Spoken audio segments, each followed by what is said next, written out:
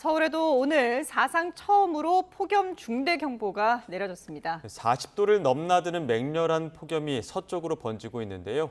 참기 어려운 한여름 무더위, 오재호 부경대 환경대기학과 교수와 자세히 짚어보겠습니다. 어서 오십시오. 안녕하세요. 네. 자, 서울에도 폭염 중대 경보가 내려졌는데 네. 그동안에 이제 영남 지역에 주로 집중됐다가 서부권으로 이제 지금 확대가 되고 있거든요. 네네. 폭염 중대 경보가 내려지면 어느 정도 더위라고 봐야 되는 겁니까?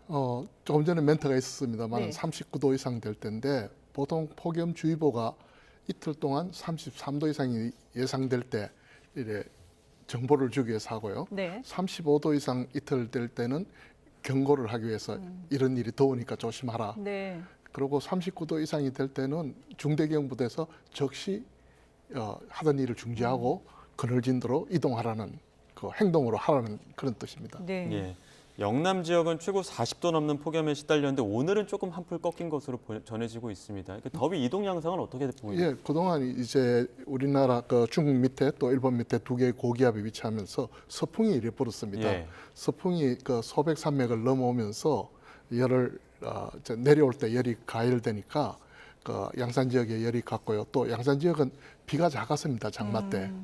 그러니까 그 지표에 열이 가해졌을 때 이 지표를 식혀줄 만한 수증기가 수분이 없기 때문에 네네. 거기만 더 달궈진 거죠.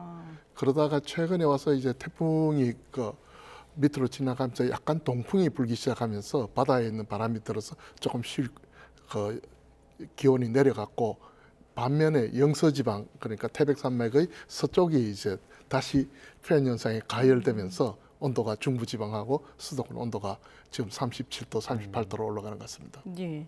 어제 충청과 남부지방에서는 관측 사상 하루 최고 기온을 갈아치운 지역이 11곳이나 되더라고요. 네. 그러니까 그만큼 이제 지금 정말 기록적인 그런 더위가 계속되고 있는데 서울과 일부 수도권 지역에서도 이런 역대 최고 기온이 기록이 바뀔 가능성도 있을까요? 네, 그렇습니다.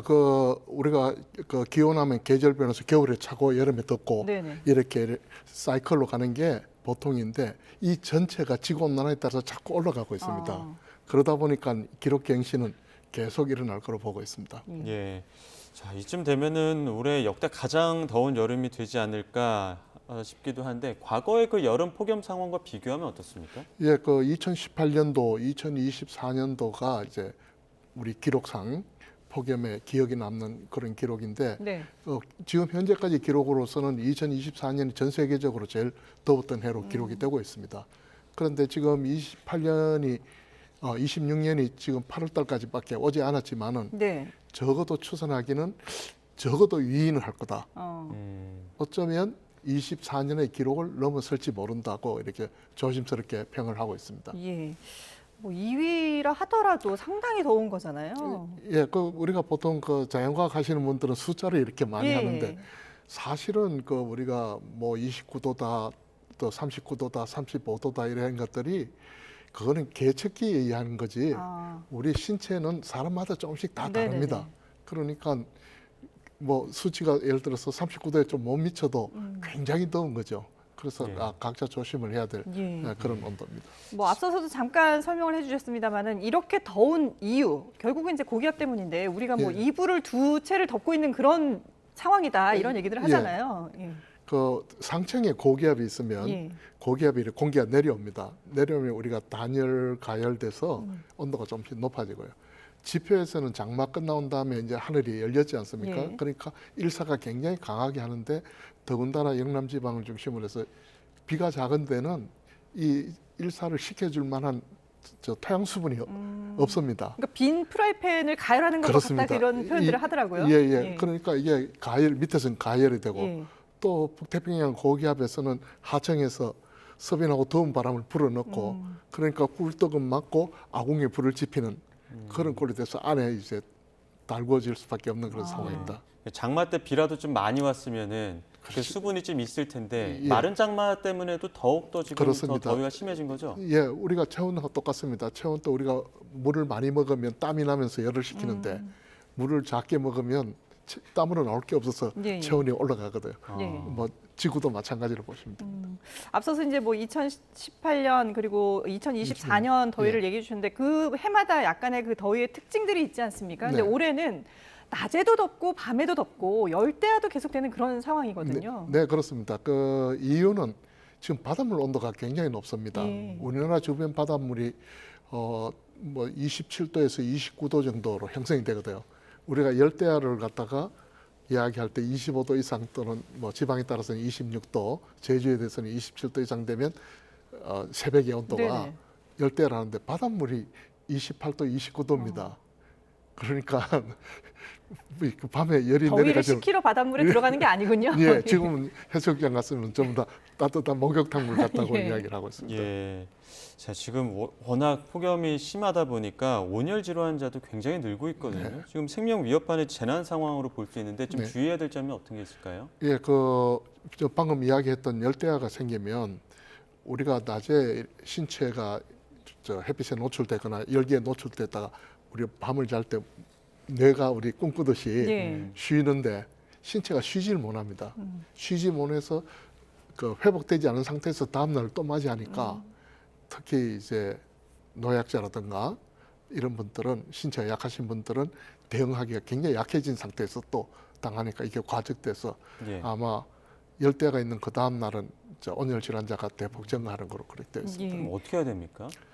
제일 중요한 거는 시원하게 지내야 되는데 그러니까. 그 물을 많이 드시고 또 에어컨이나 뭐 이런 데서 좀 계셔야 되고 또 고령자들이 대개 보면 그 혼자 계시는 분들이 예. 많습니다. 그래서 가족들이 지금 안부 전화를 거의 아침 저녁으로 잘 계시냐 예. 뭐 다른 이야기라도 전화를 들어보면 편찮으신지 괜찮으신지 알 수 있으니까 그렇게 전화를 안부를 자꾸 드리는 수밖에 예. 없습니다. 근데 사실 이런 날씨에는 고령인 분들도 걱정이지만 야외에서 일하시는 분들은 사실 연령대에 상관없이 좀 위험한 상황들이 있지 않을까 네. 싶거든요. 네, 그렇습니다. 그 일사병이나 열사병에서 사고 나는 게 사고 나기 직전까지는 괜찮습니다. 갑자기 오는군요. 예, 예. 그렇다가 어찌러지 하다가 쓰러지는 거니까 지금 괜찮은 거 다음엔 또 괜찮은 게 아니니까 예. 꼭 35도 이상 되시면 1시간에 한 번 정도는 시원한 곳으로 가시고 또 물을 한 컵씩 들이는 게 굉장히 중요합니다. 땀으로 해서 우리가 체온을 내릴 수 네네네. 있으니까. 제일 중요한 거는 근처에 가지 않는 것이니까 야외 활동을 하지 않는 게 가장 기온이 중요해요. 많이 높아지는 한낮에는 가급적이면 이제 야외 활동을 자제하는 게 그렇습니다. 좋겠다라는 예, 실내. 말씀이시군요. 예. 지금 사람도 힘들지만 동물도 힘듭니다. 지금 49만여 마리 지금 축산 네. 농가 쪽에서는 가금류 등 가축 49만여 마리 폐사했다고 하는데 네. 축산 농가 피해는 이거 피할 방법도 뭐 막을 방법도 없는 겁니까? 예, 이런 것들이 사전에 이런 조정할 수 있는 장치가 돼 있으면 다행인데 폭염이 올 때 할 방법도 없습니다. 예. 대개 축사나 그 양계장 같은 경우에는 지붕에 이제 물을 흘린다든가 예. 아니면 저 천장에서 그 물을 스프레이해서 하는 그런 방법이 있습니다만은 그것도 당장 이렇게 선풍기 틀듯이 틀 수 있는 게 아니니까 예. 미리 준비가 돼 있어야 됩니다. 사실 사람은 더우면 덥다라고 말을 하고 뭔가 좀 대처를 할 수 있지만 가축들은 그런 상황이 아닌 거잖아요. 예, 땀샘이 없는 동물도 많습니다. 예, 그래서 더 이제 좀 예. 세심하게 관리를 해줘야 될 것 같은데요. 자, 이런 상황에서 지금 이제 태풍이 어디로 가느냐에 따라서 우리 기온이 앞으로의 그 날씨가 상당히 이제 영향을 받을 것 같은데요. 네. 어떤 상황인 건가요? 지금 태풍이 일본 남쪽에서 계속 서진해서 아마 상하이 쪽으로 이렇게 갈 확률이 많은 것 같습니다. 네. 일부는 우리가 이게 좀 북쪽으로 틀어주면 비라도 뿌려주면 효자 태풍이 될 텐데 물론 뭐 태풍이 오면 피해도 나지만 네. 그런데 아마 이것은 상하이 중국 쪽으로 들어갈 가능성이 많고요. 예. 그러면 우리가 태풍이 부는 방향이 시계 반대 방향으로 도니까 우리나라는 동풍이 좀 더 세게 붑니다. 그러면 이제 앞에 말씀드렸던 것처럼 영서지방이 동풍이 불면 태백산 넘으면서 더 또 가열한 조건 중에 하나가 되거든요. 그래서 아마 폭염은 이번 주 내내 어쩌면 다음 주까지 계속될 가능성이 있습니다. 예. 예. 자, 지금 무더위가 우리나라뿐만 아니라 유럽 쪽에서는 지금 스페인이 44도, 프랑스가 스페인이 45도네요. 프랑스에서는 44도 넘는 기록적인 더위도 있고 미국 서부는 아예 46도, 7도까지 올라간다고 하는데 이렇게 지금 전 세계적인 무더위의 원인은 뭐라고 볼까요? 뭐 지구 온난화 때문인데요. 그렇게 보는데 그 지구 온난화 일어나면서 북극 있는 쪽에 북극권에서 온도가 굉장히 많이 올라갔습니다. 우리가 보통 제트기를 해서 서쪽에서 동쪽으로 중위도에 부는 바람이 있는데 예. 얘들이 온도 차이가 크면 클수록 세게 붑니다. 팽팽하게. 그런데 이제 북쪽이 온도가 많이 올라가 차가 없어지면 얘들이 팽팽하게 돌질 못하고 북쪽으로 갔다 남쪽으로 갔다 느슨해져서 이렇게 보는데 느슨해서 위로 가는 지역이 오면 우리가 오메가 폭염모, 오메가 이야기하는 게 위로 가는 데인데 그게 이제 유럽 쪽에 지금 덮어서서 있고요. 예. 예. 그건 유럽만 있는 게 아니고 우리나라도 있고 또 미국도 마찬가지입니다. 그 다만 이제 그 대응할 수 있는 그런 것들이 유럽에 되지 않는 게 유럽의 가정의 에어컨 보급률이 몇 %라고 생각하십니까? 상당히 낮은 걸로 알고 예, 있는데. 10% 전후입니다. 아. 거의 에어컨이 없이 예. 45도, 46도를 집에서 지낸다고 생각하시면 왜 6월 마지막쯤에서 프랑스에서 그 추가로 사망자가 10,000명 이상이 났습니다. 그거는 거의 무방비 상태로 노출되고 있는 상태라서 특히 그 피해가 많은 것 같습니다. 에어컨 보급률이 상당히 낮은데 그 40도가 넘는 더위에선 사실 뭐 선풍기 바람이나 팬 바람으로는 도저히 열기를 예, 식힐 예. 수 없는 거잖아요. 네, 그렇습니다.